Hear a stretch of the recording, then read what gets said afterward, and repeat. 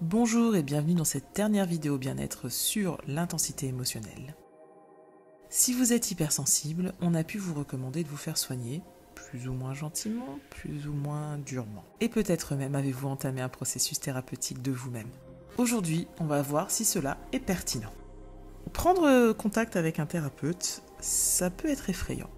On a beau se poser la question de sa normalité, d'une potentielle pathologie, etc., il y a un côté assez effrayant à ce qu'un spécialiste nous confirme qu'on a un problème. Cette étiquette clinique fait peur, et ce qui fait peur aussi, ce n'est pas que l'étiquette clinique, c'est ce qui va avec. C'est la possibilité de passer des années en thérapie au mieux, en institut dans le pire des cas. Imilo nous explique que oui, il y a des extrémités du spectre où l'intensité émotionnelle va de pair avec un diagnostic comme le trouble de la personnalité borderline, que certains appellent d'ailleurs trouble d'intensité émotionnelle, mais on va éviter parce que sinon on va se mélanger les pinceaux, les troubles bipolaires et les troubles de l'attention. Imilo explique que tout ça peut trouver ses sources dans des traumatismes du développement et de l'attachement, mais que ce n'est pas systématique, et que parfois il y a une grande part de mystère. Elle rappelle toutefois que l'intensité émotionnelle n'est pas quelque chose qui doit être réparé ou guéri, il s'agit plutôt de l'accepter, de l'apprécier, et dans une certaine mesure de la maîtriser bien sûr. Il serait très insultant de tenter de réprimer quelque chose qui fait si intrinsèquement partie de vous. De nos jours, nous vivons dans une culture affectophobe dans beaucoup de cultures. On nous encourage à faire taire nos sentiments, particulièrement ceux qui sont considérés comme négatifs. Mais si vous êtes naturellement intense émotionnellement, vous devez avoir du mal à faire ce qui est vu comme la norme, c'est-à-dire nier, balayer, étouffer l'intensité de vos sentiments. Vous avez peut-être du mal à contenir vos larmes en public ou votre colère, etc. Pour d'autres, ça peut sembler obsessif, voire névrotique. Vos proches vous conseillent peut-être de ne pas trop y penser, de laisser la nuit porter conseil, d'aller prendre un verre pour vous distraire pour ne plus y penser. Mais ce sont des stratégies temporaires, qui fonctionnent peut-être pour eux d'ailleurs, mais au final vous vous retrouvez toujours à lutter pour vous sentir en paix. Dans ce cas, si vous choisissez de voir un thérapeute, le travail sera absolument pas de vous guérir, mais de vous aider à rester en contact avec les émotions, en leur prêtant attention, mais sans vous laisser détruire ou submerger. Imilo explique qu'un individu émotionnellement intense en bonne santé a appris à maintenir une notion centrale d'identité sans que celle-ci soit balayée par les changements à la minute de leurs sentiments. Ça veut dire que, tout simplement, être hypersensible n'est pas en soi une maladie, mais que, pour bien vivre son hypersensibilité, il faut être capable de la voir, de prendre un petit peu de recul et de savoir que toutes ces émotions qui nous submergent, ce n'est pas notre identité. Quoi qu'il en soit, que vous choisissiez ou non de voir un thérapeute, l'objectif du travail est de vous aider à vous porter bien en tant que personne intense. C'est-à-dire que si vous êtes hypersensible, vous resterez hypersensible.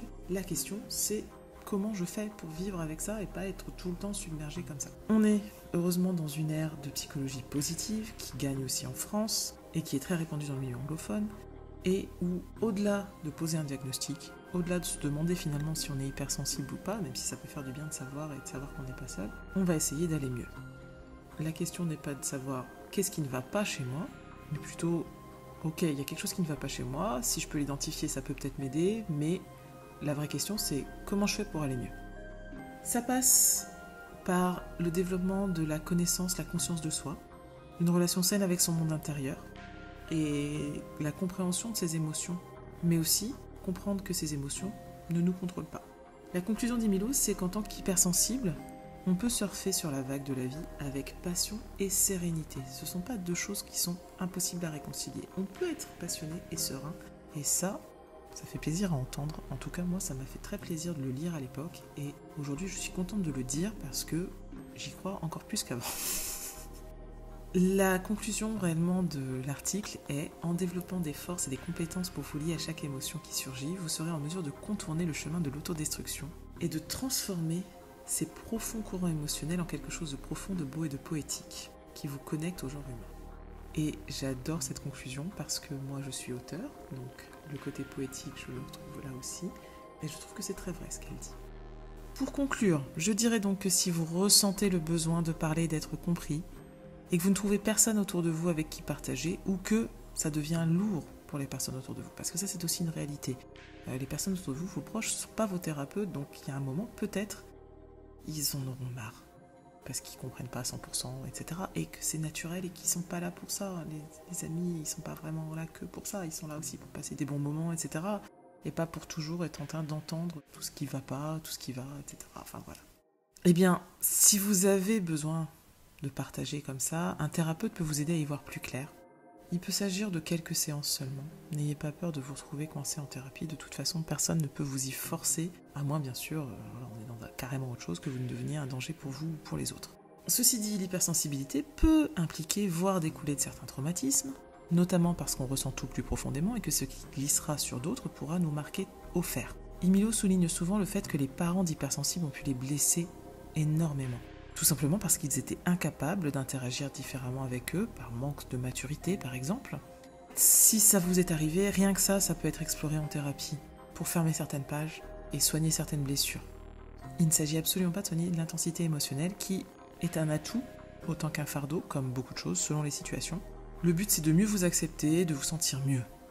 Si on essaie de vous coller des étiquettes, si vous ne vous sentez pas en confiance, si vous ne vous sentez pas à l'aise face à un thérapeute, rappelez-vous, vous avez toujours le droit de le dire, ou tout simplement de changer de thérapeute, de faire une pause, d'arrêter complètement si vous estimez que ça ne vous apporte plus grand-chose, etc.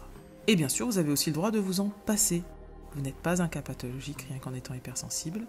Si vous en avez le besoin, si vous ressentez ce besoin, si, même si c'est ponctuel, vous souffrez de ce que j'appellerais les pathologies un peu périphériques, comme la dépression, les tendances borderline, c'est toujours ok d'aller demander un peu d'aide, même si c'est temporairement. Ça peut sembler triste à dire, mais en même temps c'est normal. Nos proches ne sont pas nécessairement les mieux placés pour nous donner cette aide. Donc au final, faites un peu comme vous le sentez, mais faites attention si vous avez des résistances par rapport à la thérapie, etc. Des fois c'est plus de la peur, c'est naturel. Je suis pas en train de critiquer, je l'ai ressenti aussi tout ça, bien sûr. Mais chercher de l'aide, quelle qu'elle soit, ça c'est toujours ok en fait. J'espère que cet article vous aura apporté une vision un petit peu plus positive si vous saviez déjà hypersensible. Si vous ne le saviez pas et que ça vous a aidé à identifier, j'espère aussi que ça vous aide de savoir qu'on est 15 à 20% quand même, c'est pas mal.